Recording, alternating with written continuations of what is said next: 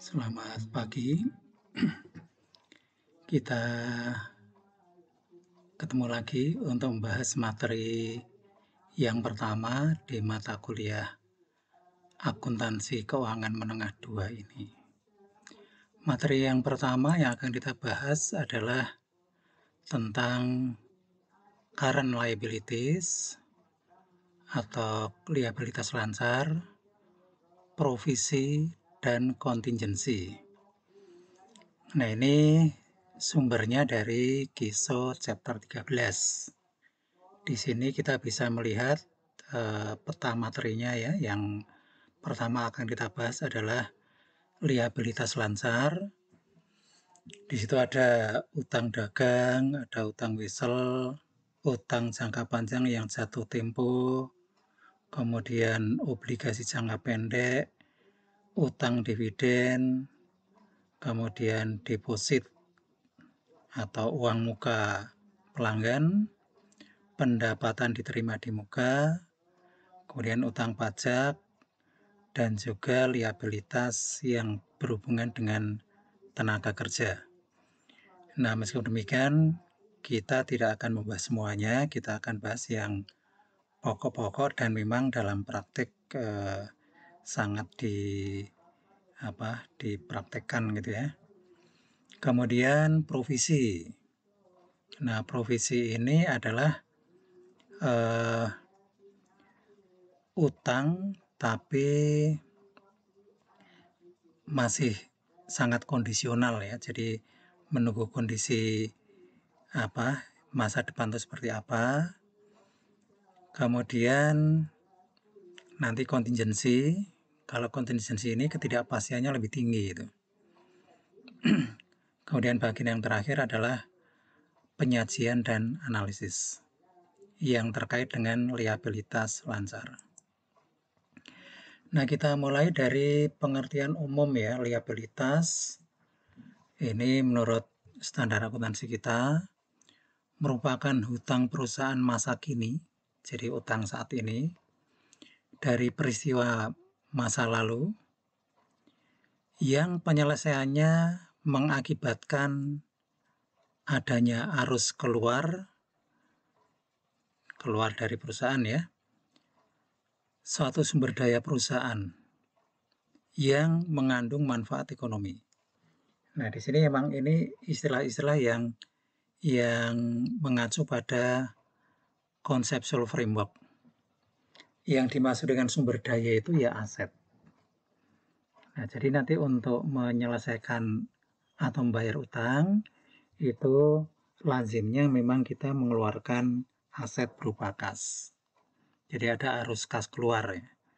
Tapi bisa juga penyelesaian utang itu dilakukan dengan cara lain. Nah, kita nanti memang lebih fokus ke penyelesaian utang dengan menggunakan kas, pembayaran kas atau arus kas keluar.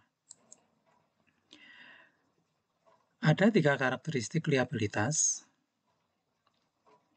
Ini nanti juga ada konsep yang melandasinya atau underlying konsep. Yang pertama, utang itu terjadi saat ini atau current gitu ya. Kemudian timbul dari peristiwa masa lalu, dari transaksi masa lalu, misalnya kita membeli barang tapi belum dibayar, nah itu timbul kewajiban atau utang saat ini. Kemudian yang ketiga, berakibat adanya arus sumber daya keluar. Seperti tadi saya sampaikan, bisa berupa kas, bisa berupa aset lainnya. Memang yang paling lazim adalah berupa kas. Nah, kemudian konsep yang melandasi mengapa lalu diberikan definisi seperti itu. Nah, ini disebutkan underlying konsepnya adalah untuk menentukan klasifikasi instrumen keuangan yang tepat. Jadi dalam konteks sekarang, liabilitas itu sering disebut dengan istilah instrumen keuangan. Nah, instrumen keuangan itu nanti ada aset keuangan, ada liabilitas keuangan. Nah, nanti kita akan elaborasi lebih lanjut apa yang dimaksud dengan instrumen keuangan. Ini nantinya di topik-topik lain juga disebut. Saya yakin dulu di AKM 1 ketika kita membahas piutang itu juga sudah disinggung mengenai instrumen keuangan. Nah, kalau dulu kita membahas aset keuangan, sekarang kita akan membahas salah satu dari liabilitas keuangan, yaitu liabilitas jangka pendek atau liabilitas lancar. Jadi sekali lagi, untuk menentukan instrumen keuangan itu masuk kelompok yang mana, ya, perusahaan perlu mendefinisikan secara tepat aset itu apa, liabilitas itu apa, dan ekuitas itu apa.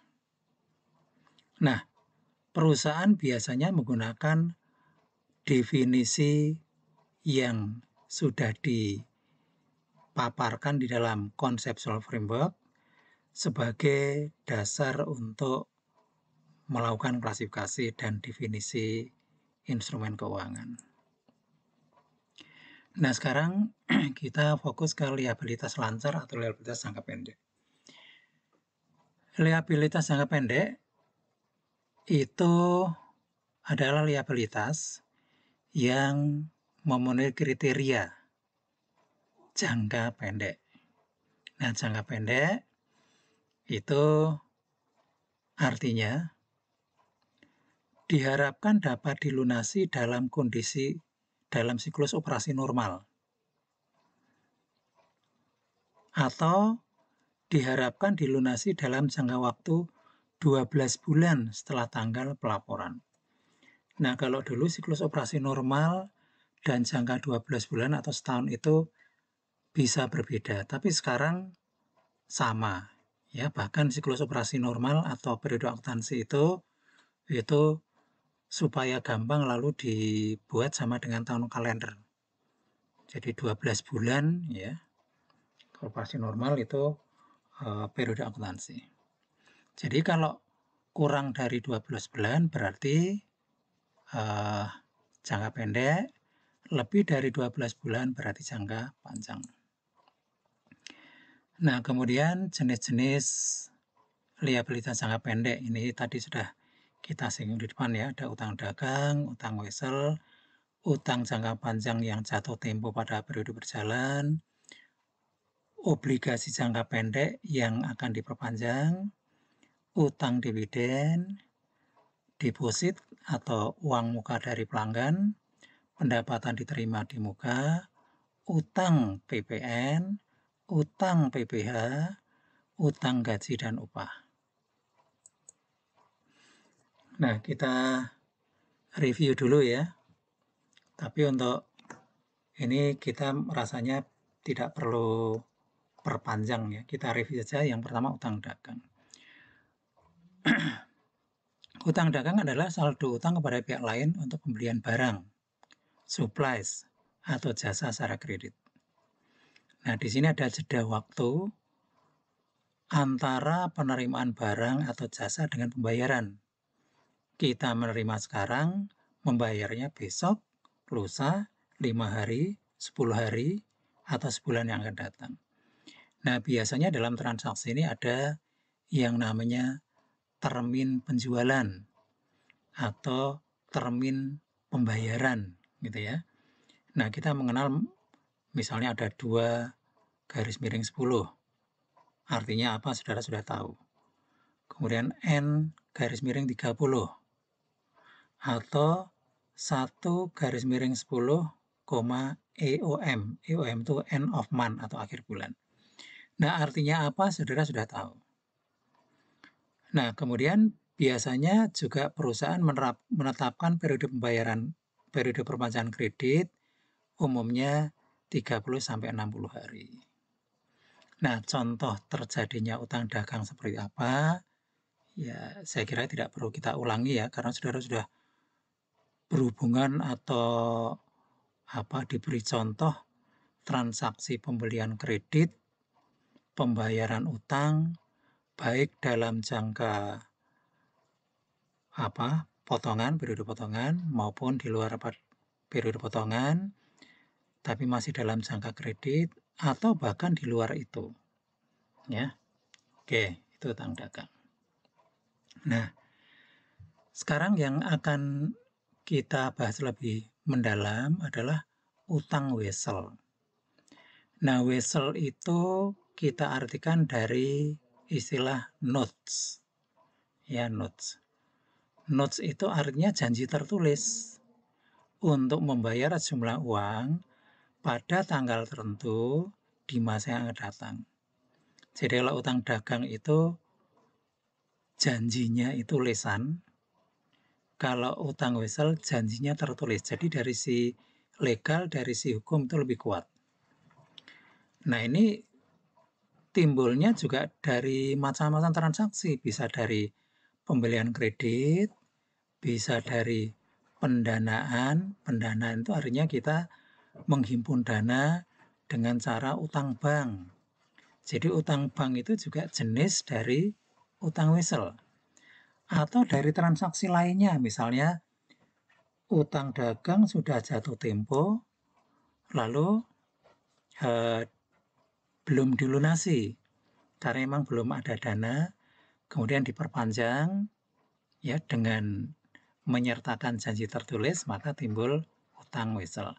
Nah, ini sering dikenal dengan istilah refinancing atau pendanaan ulang. Utang ya, utang dagang berakhir, timbul utang baru, namanya utang wesel. Makanya dikenal dengan istilah refinancing. Kemudian wesel ini juga diklasifikasi menjadi jangka pendek dan jangka panjang. Nah, yang jangka panjang nanti akan kita bahas bersama-sama dengan pembahasan untuk utang obligasi. Kemudian yang jangka pendek yang akan kita fokuskan untuk kita bahas sekarang ini. Nah, kemudian jenisnya juga ada dua macam. Ya, ada yang berbunga atau dikenal dengan istilah interest bearing atau tidak berbunga atau zero interest bearing.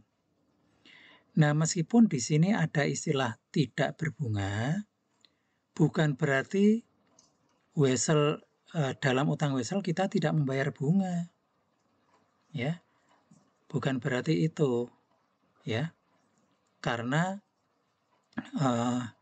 istilah berbunga tidak berbunga itu hanya sekedar di dalam dokumen wesel atau surat utang atau janji tertulis itu tercantum atau tidak tercantum.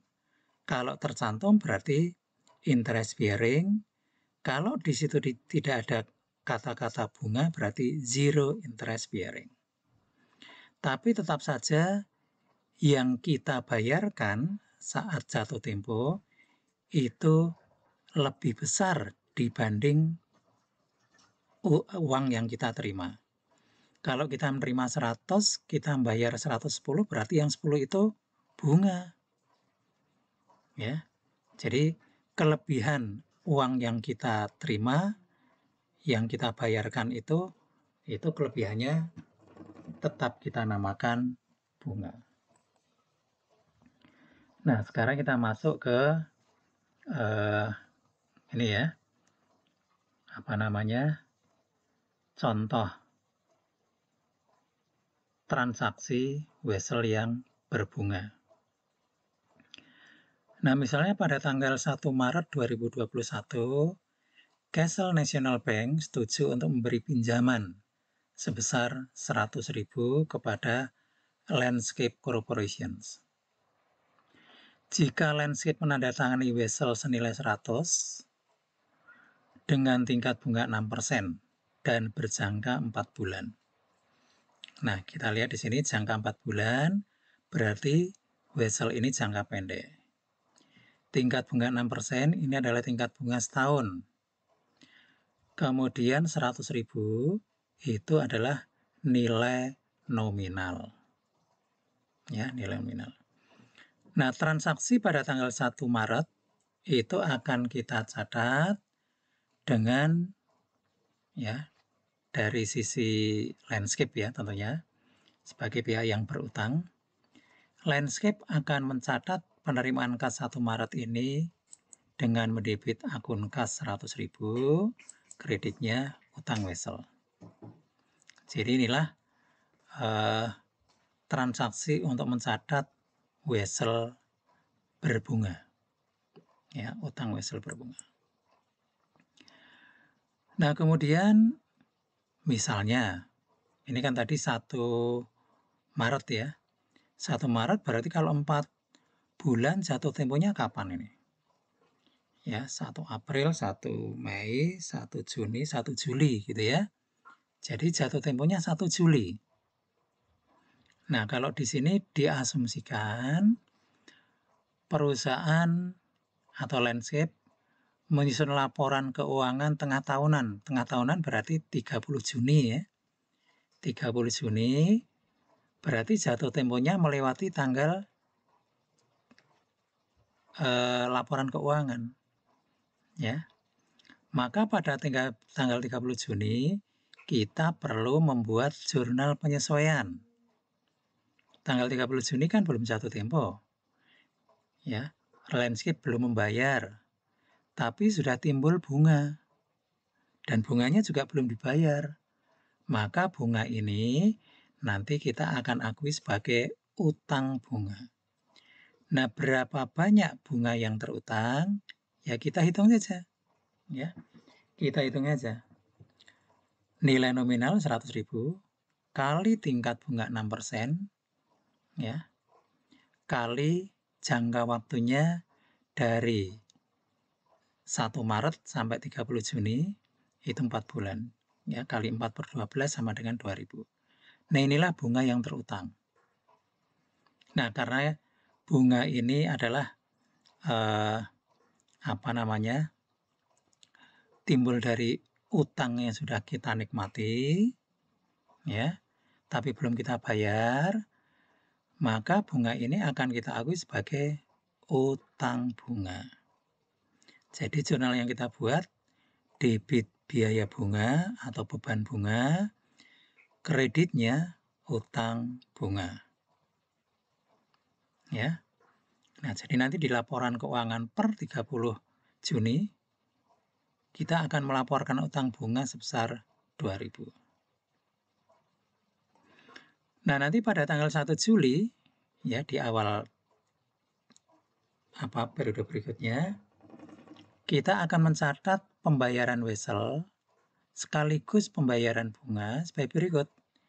Debit utang wesel kita debit sebesar nilai nominal, kemudian debit lagi utang bunga sebesar 2.000, kreditnya kas ya 102.000. Oke. Sudah ya. Nah, sekarang kita masuk ke contoh yang kedua.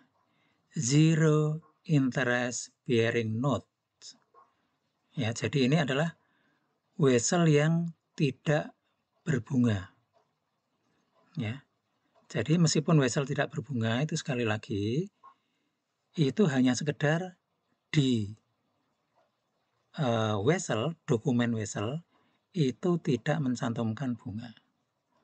Ya, tidak mencantumkan bunga. Nah, kita lihat ya. Tapi tetap saja di sini timbul bunga karena apa? Karena uang yang kita terima dengan yang dibayarkan itu berbeda. Nah, kelebihan yang kita bayarkan nanti itu ya sama saja dengan bunga gitu ya. Oke, kita lihat ilustrasinya. Pada tanggal 1 Maret, landscape mengeluarkan wesel, surat utang, senilai 102.000 berjangka 4 bulan dengan bunga 0% kepada Castle National Bank. Ya, jadi ini kita pinjam ke bank tanpa bunga, ya, senilai 102. Tapi saat kontrak terjadi, kita hanya menerima 100.000. Jadi wesel yang nanti harus dibayar 102, saat ini kita menerima 100.000. Nah, 100.000 itu sebenarnya merupakan nilai tunai wesel. Nah, hal yang terkait dengan nilai tunai wesel nanti akan kita elaborasi lebih dalam lagi di utang jangka panjang. Nah, sementara ini angkanya sudah given, ya. Kita tidak perlu hitung lagi. Intinya adalah saat transaksi terjadi, kita menyerahkan janji untuk membayar atau kita menyerahkan wesel senilai 102, tapi uang yang kita terima hanya 100.000. Ya. Nah, nanti yang 2.000 itu ya sama saja, itu nanti kita akui sebagai bunga. Tanggal 1 Maret kita mencatat transaksi ini dengan mendebit kas 100.000, ya. Kemudian kreditnya utang wesel 100.000. Ya, sama mencatatnya. Nah, mengapa kok tidak 102? Ya, karena ya, untuk saat ini dengan mengacu pada standar akuntansi terkini yang berbasis IFRS, instrumen keuangan, liabilitas keuangan, termasuk utang wesel, itu dicatat sebesar nilai tunai atau nilai wajar. Nah, pada saat terjadi transaksi, nilai wajar dan nilai tunai itu sama, yaitu 100.000. Ya. Kalau dulu di standar akuntansi yang lama itu berbeda. Ya, dulu utang itu dicatat sebesar nilai nominal. Nah, kalau nilai nominal berarti yang 102. Nah, itu sekarang tidak berlaku. Sekarang yang kita gunakan adalah standar yang baru yang menyatakan bahwa utang dicatat sebesar nilai wajar. Nah, pada saat 1 Maret ini nilai wajarnya sama dengan nilai tunai, yaitu 100.000. Oke, gitu ya. Nah, kemudian sama ya, jika Landscape menyusun laporan keuangan setengah tahunan, ya pada tanggal 30 Juni, perusahaan juga membuat jurnal penyesuaian, ya, untuk mengakui adanya biaya bunga ini dan kenaikan utang wesel. Ya. Nah,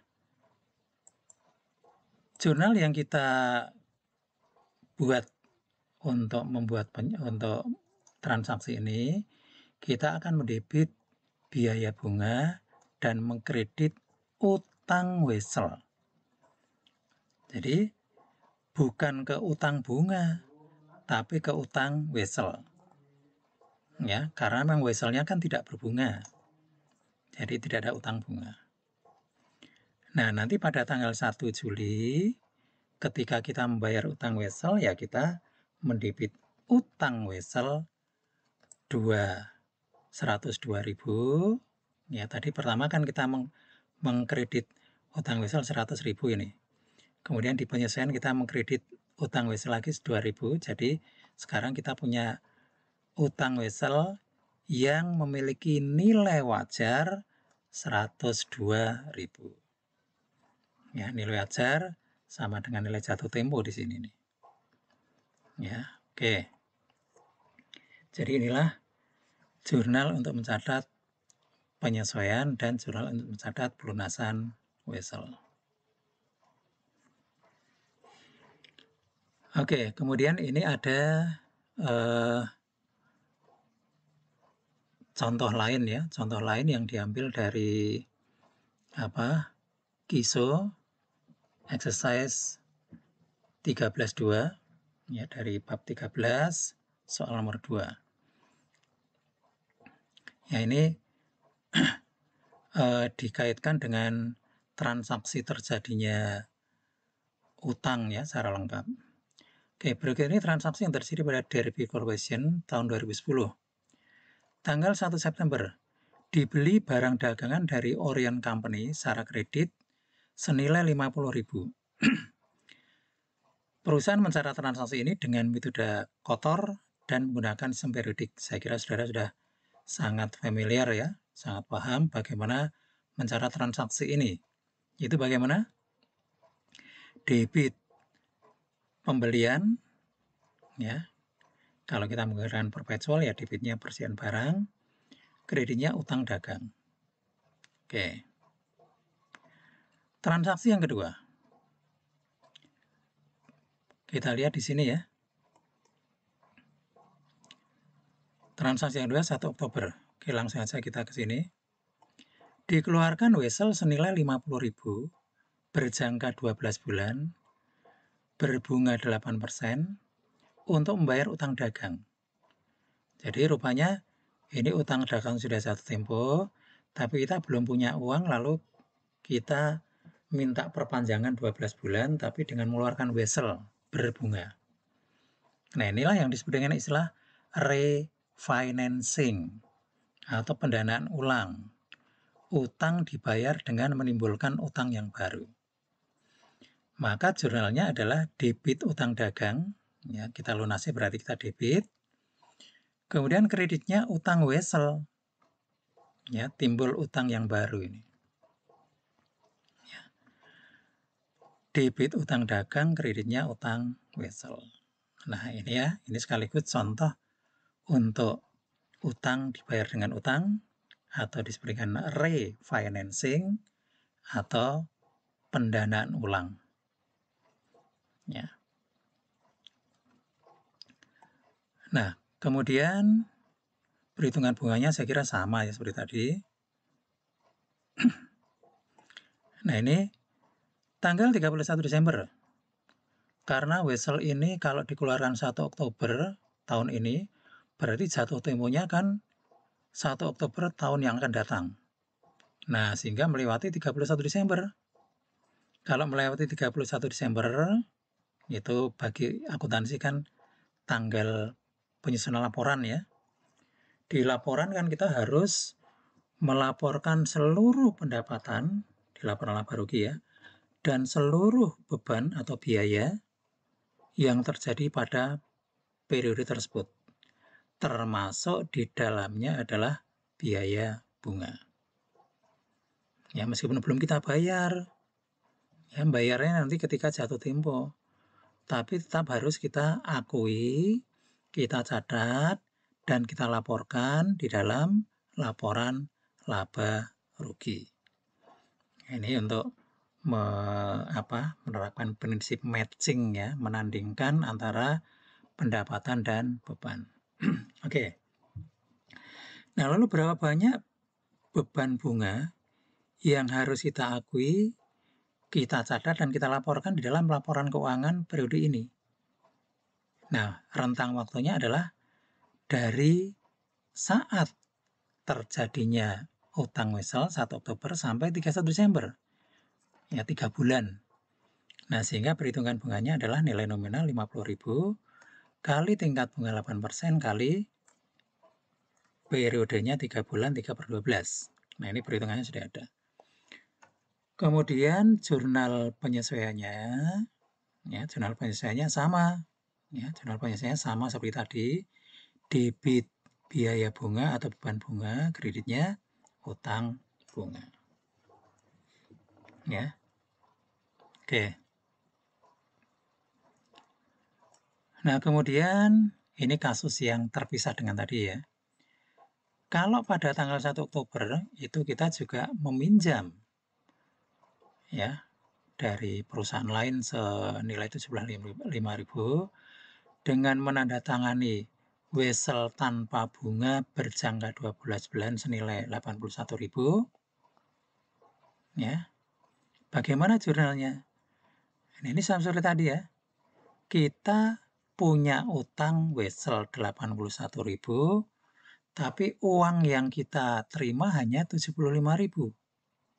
Nah, berarti nanti selisihnya sebesar 6.000 itu ya tetap kita akui sebagai bunga, meskipun weselnya diberi label wesel tanpa bunga. Jadi sekali lagi wesel tanpa bunga itu hanya sekedar dalam warkat atau dokumen wesel itu tidak ada atau tidak tercantum tingkat bunga. Itu ya. Nah, lalu jurnal yang kita buat bagaimana? Untuk 1 Oktober ya sama seperti tadi ya, sebesar uang yang kita terima, atau sebesar nilai wajar, atau sebesar nilai tunai, debit kas, kredit, utang, wesel.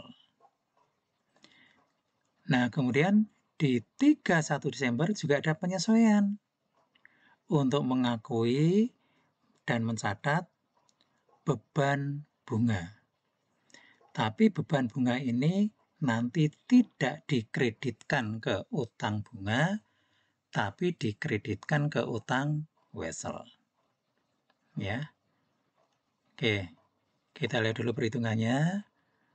Ya. Total bunga yang nantinya akan kita akui itu kan 81 dikurangi 75 sama dengan 6. Ya. 6.000. Nah, kalau masa 1 Oktober sampai 3 Desember, jadi masa peminjaman sampai akhir periode itu baru 3 bulan. Nah, berarti ya 3/12 atau 1/4 kali 6.000 sama dengan 1.500. Nah, inilah beban bunga yang kita akui, kita catat, dan kita laporkan di laporan keuangan 31 Desember. Oke. Jurnal yang kita buat sama seperti tadi, debit biaya bunga atau beban bunga, kreditnya utang wesel. Ya. Oke. Nah, kemudian bagaimana pelunasan piutang wesel tahun berikutnya? Kita lihat wesel yang pertama.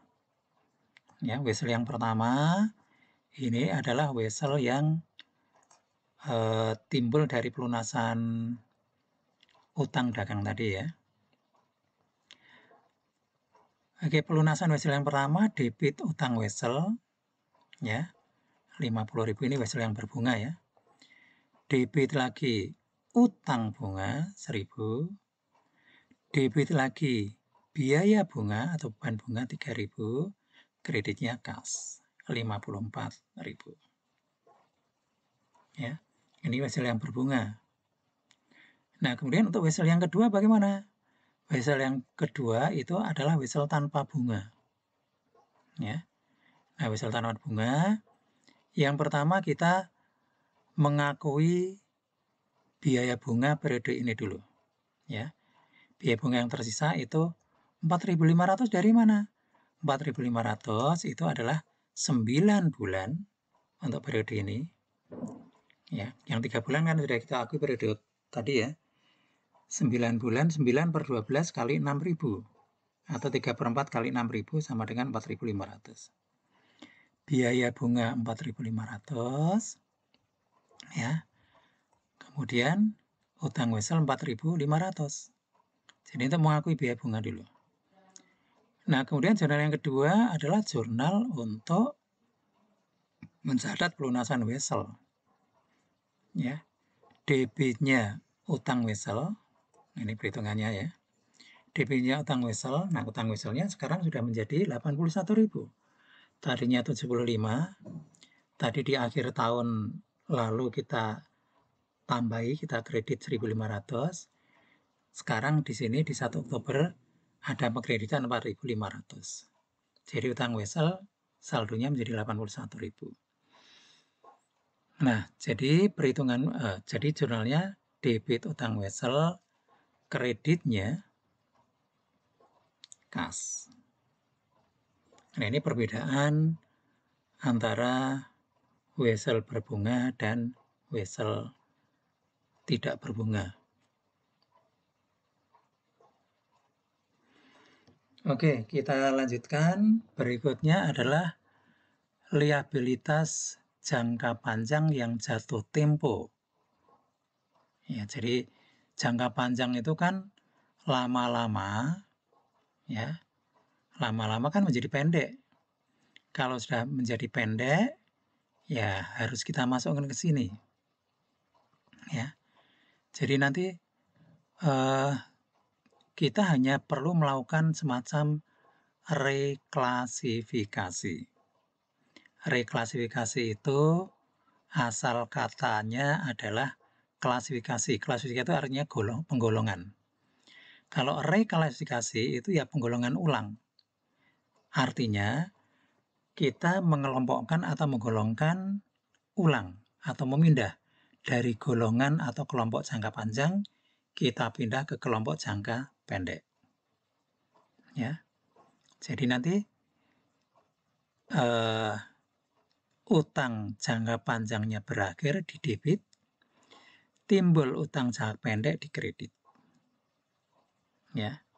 Kalau namanya utang bank atau utang wesel ya nanti debitnya utang wesel dalam kurung jangka panjang, kreditnya utang wesel dalam kurung jangka pendek. Ya.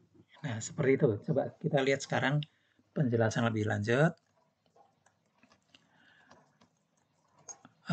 Saya kira sama ya yang tertulis di sini dengan yang saya ucapkan tadi. Jadi bagian dari obligasi, wesel jangka panjang, dan utang jangka panjang lain yang jatuh tempo pada tahun fiskal atau tahun berjalan. Nah, tidak termasuk di dalamnya adalah utang yang dilunasi dengan akumulasi aset yang belum nampak sebagai aset lancar. Jadi ini yang belum pasti gitu ya. Kemudian tidak termasuk di dalamnya adalah utang yang di refinance. Nah, istilah refinance tadi sudah ya. Atau dilunasi dengan utang baru. Atau dikonversi menjadi saham biasa. Jadi konversi artinya diganti. Utang dilunasi dengan saham. Itu juga namanya refinance. Ya, karena asal refinance itu artinya kan pendanaan ya. Jadi pendanaan itu ya semua aktivitas yang ada di sebelah kanan neraca atau laporan bersih keuangan ya selain yang lancar itu sebenarnya namanya financing pendanaan gitu ya. Jadi pengeluaran saham itu juga pendanaan ya. Ini kan sudah dibahas kalau tidak salah di AKM 1 ketika saudara belajar tentang laporan arus kas. Nah, itu kan ada 3 aktivitas ya, operasi, investasi, dan pendanaan. Saya yakin di situ sudah dijelaskan secara lengkap oleh dosen saudara.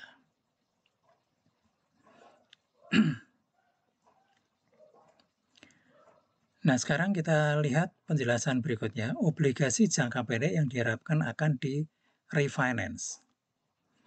Nah, untuk kelompok utang obligasi jangka pendek ini dikeluarkan dari kewajiban lancar jika kedua kondisi berikut ini terpenuhi. Yang pertama, harus ditujukan untuk pelunasan obligasi jangka panjang. Yang kedua, harus memiliki kepastian untuk menunda pelunasan liabilitas minimum 12 bulan setelah tanggal pelaporan. Kalau misalnya ya dengan penjelasan ini Anda cukup bingung, dan saya sangat yakin Anda juga lumayan bingung. Nah, ini Anda pahami saja bahwa pokoknya kalau liabilitas lancar ini dilunasi dengan apapun, yaitu dikeluarkan dari kelompok kewajiban lancar, itu aja. Ini memang kata-kata ini kita ambilkan dari standar akuntansi. Dan standar akuntansi itu bahasanya memang juga tidak gampang untuk dipahami. Ya. Oke. Nah, kemudian untuk sesi ini saya akan membahas satu lagi ya, yaitu utang dividen. Nah, untuk utang-utang yang lain nanti kita bahas pada sesi berikutnya. Ya, untuk kuliah ini saya batasi sampai utang dividen terlebih dahulu. Oke. Dividen, saya yakin saudara sudah tahu ya. Dividen itu adalah bagian dari laba perusahaan yang dibayarkan kepada para pemegang saham. Ya, itu yang namanya dividen. Nah, besarnya berapa? besarnya dividen, lalu berapa kali dividen dibayarkan, atau bahkan apakah tahun ini perusahaan membayar dividen atau tidak, itu sudah ditentukan di depan ketika akhir tahun lalu perusahaan melaksanakan rapat umum pemegang saham RUPS, atau kalau di KISO nanti disebut dengan GMOS, General Meeting of Shareholders, gitu ya. Jadi di RUPS tahun kemarin itu sudah ditetapkan tahun depan kita akan membagi dividen atau sebagian dari laba berapa kali, lalu berapa banyak, atau mungkin malah nggak bagi dividen, gitu ya. Oke. Nah, ada kondisi lain yang juga mungkin perlu saya sampaikan. Kan sering ada pertanyaan, Pak, apakah perusahaan setiap tahun bayar dividen? Jawabannya tidak selalu, ya. Tapi memang dividen ini juga ada unsur politis. Kalau perusahaan membayar dividen secara teratur itu kan secara politis, ya, itu mengesankan bahwa perusahaan itu bagus kondisi keuangannya, gitu ya. Jadi apakah selalu dibayarkan? Dalam praktek tidak selalu. Tapi umumnya memang membayar dividen. Pertanyaan kedua, Pak, apakah kalau perusahaan membagi dividen, itu perusahaannya pasti laba tahun kemarin? Jawabannya belum tentu. Ya, jadi perusahaan tahun kemarin rugi pun, perusahaan bisa membagi dividen. Ya, alasannya apa? Ya, alasannya banyak. Ya, salah satunya tadi sudah saya sampaikan ya. Untuk memberi kesan bahwa kondisi keuangan perusahaan baik. Kemudian yang kedua, juga untuk menjaga stabilitas harga saham di pasar modal. Jadi kalau ada perusahaan yang tidak membagi dividen, itu para investor, para pemegang saham itu kan mulai bertanya-tanya. Jangan-jangan prospek perusahaan ke depan tidak terlalu bagus. Maka di situ ya timbul sedikit gejolak ya. Para investor ini ya, ini sebagian mulai menjual sahamnya. Nah, lalu mengikuti hukum ekonomi ya. Kalau yang jual banyak, yang membeli sedikit, maka harganya akan jatuh, gitu ya. Nah, ini kalau di pasar modal sangat mungkin terjadi karena apa? Karena kalau saudara saja misalnya punya saham. Punya saham itu pasti motifnya ada dua. Satu, untuk mendapatkan hasil berupa dividen. Dua, untuk mendapatkan hasil jika nanti dijual. Nah, hasil ketika dijual ini yang dikenal dengan istilah capital gain. Dan ini saya cerita sedikit tentang saham ya, supaya saudara juga familiar atau paham dalam kaitannya dengan dividen. Oke, nah sekarang kita masuk ke bagaimana akuntansi untuk dividen. Nah, peristiwa akuntansi yang berhubungan dengan dividen itu sebetulnya ada dua. Yang pertama, yaitu pengumuman dividen. Jadi saat diumumkan itu sudah timbul utang. Ya, sudah timbul utang. Jadi ketika diumumkan itu sudah harus dicatat itu. Ya. Nah, kemudian yang kedua, saat dibayar. Jadi ada dua ya. Tapi kalau terkait dengan tanggal dividen itu sebetulnya ada tiga itu. Ada tiga. Saat diumumkan, kemudian tanggal diumumkan, tanggal pencatatan, yang ketiga adalah tanggal pembayaran. Nah, untuk yang kedua, tanggal pencatatan itu tidak ada jurnal, karena itu hanya menyatakan siapa pemegang saham yang akan menerima dividen. Ya, jadi kalau terkait dengan siapa yang nanti akan menerima dividen? Itu jawabannya kan tidak gampang itu, karena saham perusahaan itu diperdagangkan, dijual belikan setiap hari. Ya, setiap hari. Sehingga kalau tidak ditentukan tanggal yang kedua tadi, maka nanti timbul kebingungan. Loh, yang berhak menerima dividen siapa? Nah, yang berhak menerima dividen adalah mereka yang tercatat memegang saham pada tanggal tertentu. Nah, itu yang disebut dengan tanggal pencatatan. Karena kalau di pasar modal, itu transaksi saham itu dicatat. Tanggal ini, yang jual siapa, yang beli siapa. Nah, di situ ada lembaga yang mencatat itu. Jadi, rapi sekali sehingga bisa diketahui siapa yang memegang saham pada tanggal tertentu. Oke, itu sedikit gambaran umum ilustrasi secara lengkap. Nanti kita tinggal membahas akuntansinya. Nah, lalu di sini ada penjelasan tertulis ya. Coba kita lihat, mungkin menambahi apa yang tadi saya sampaikan ya. Jadi utang dividen adalah utang perusahaan kepada para pemegang sahamnya sebagai hasil otorisasi Dewan Direktur. Nah, ini tadi sudah saya ceritakan ya. Otorisasi ya, ini diberikan karena sudah ada keputusan dari RUPS. Otorisasi itu artinya persetujuan. Umumnya dibayar dalam waktu 3 bulan. Ini yang paling lazim gitu ya.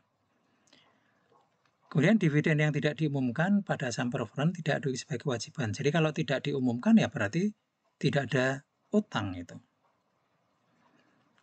Utang dividen dalam bentuk tambahan saham tidak diakui sebagai kewajiban, tapi dilaporkan sebagai ekuitas. Nah, ini nanti pembahasannya untuk poin yang ketiga ini nanti di topik tentang ekuitas. Nah, kita fokus ke utang dividen. Oke, kemudian satu lagi ya, deposit dan pembayaran di muka. Ya, deposit dan pembayaran di muka.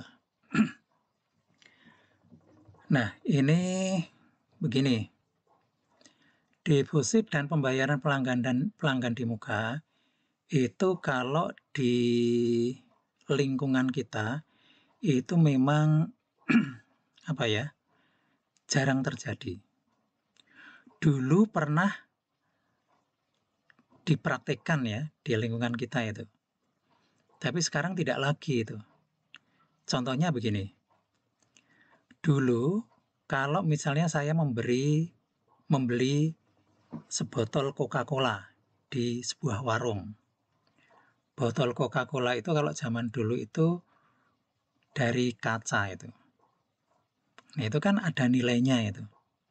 Ya, ada nilainya. Kalau sekarang kan umumnya botol Coca-Cola itu plastik sehingga begitu selesai diambil isinya langsung dibuang. Nah, sehingga saudara untuk generasi sekarang mungkin tidak mengalami praktek itu. Tapi kalau saya dulu mengalami praktek itu. Misalnya saya membeli sebotol Coca-Cola, harganya misalnya 10.000. Penjualnya akan tanya, ya, ini botolnya mau dikembalikan nggak? Oh iya, kalau begitu harganya 9.500. Tapi saat saya membeli, itu saya membayarkan 10.000. Ya, 10.000. Nah, yang 500 itu nanti akan saya peroleh kembali ketika saya mengembalikan botol. Nah, sekarang dari si penjual Coca-Cola tadi. Ya, penjual Coca-Cola itu dia menerima uang 10.000, tapi yang 5.000 itu statusnya utang. Utang deposit gitu ya. Utang deposit. Yang nanti dikembalikan ke pelanggan, maka di sini disebut dengan returnable. Ya. Dikembalikan apabila saya atau pelanggan mengembalikan botol. Nah, kalau di tempat lain itu juga terjadi dalam kasus kontrak. Ya, kalau misalnya saudara ngekos gitu ya, nyewa kamar kos ya yang bulanan gitu ya atau tahunan gitu. Misalnya saudara ngontrak kamar kos setahun berapa? Oh, setahun 6 juta misalnya. Tapi saudara harus membayar kepada pemilik kos itu 6.500.000. Loh, yang 500 itu apa? Itu deposit atau jaminan. Ya, deposit atau jaminan. Nah, jaminan apa? Jaminan bahwa ketika saudara menempati kamar kos itu, saudara memperlakukan kamar kontrak itu dengan baik, tidak dicoret-coret, tidak kotor, ya. Semua fasilitas yang ada di situ itu saudara perlakukan dengan baik, gitu ya. Nah, nanti habis kontrak setahun, ya menjelang akhir kontrak kan saudara menghubungi pemilik kos itu. Nah, kemudian pemilik kos tanya, kapan akan pindah? Minggu depan. Oke, saya cek ya. Nah, dicek. Oh, ternyata temboknya masih bersih, pintunya masih bagus. Ya sudah. Ya, berarti di akhir kontrak 500.000 itu dikembalikan ke saudara. Nah, bagi pemilik kamar kos itu juga namanya deposit. Ya. Ketika dulu menerima pembayaran 6.500.000, yang 500 itu dicatat sebagai utang deposit. Ya, sebagai utang deposit. Masuk kelompok, biasanya masuk kelompok lancar atau tidak lancar tergantung jangka waktunya ya. Itu. Nah, tapi ketika diperiksa kamar kos saudara kok kotor gitu ya. Kotor, kemudian temboknya ada yang dicoret-coret. Itu kan nanti harus dicat ulang itu.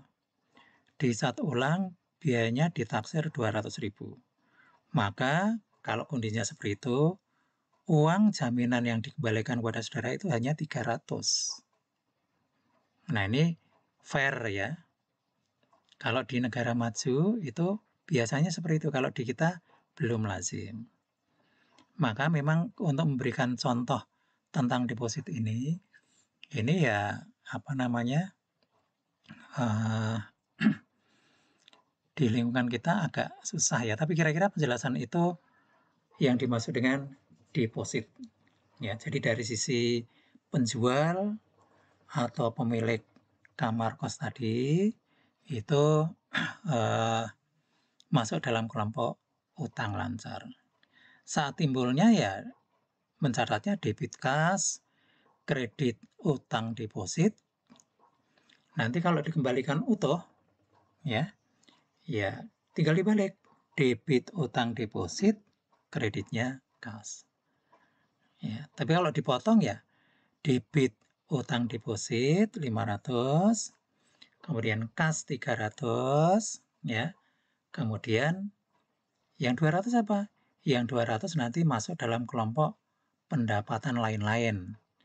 Nah, pendapatan lain-lain ini nanti tentunya akan diperlakukan khusus ya, tapi kita tidak akan membahas itu. Oke, saya kira ini dulu ya, yang tersisa akan kita bahas nanti pada pertemuan berikutnya.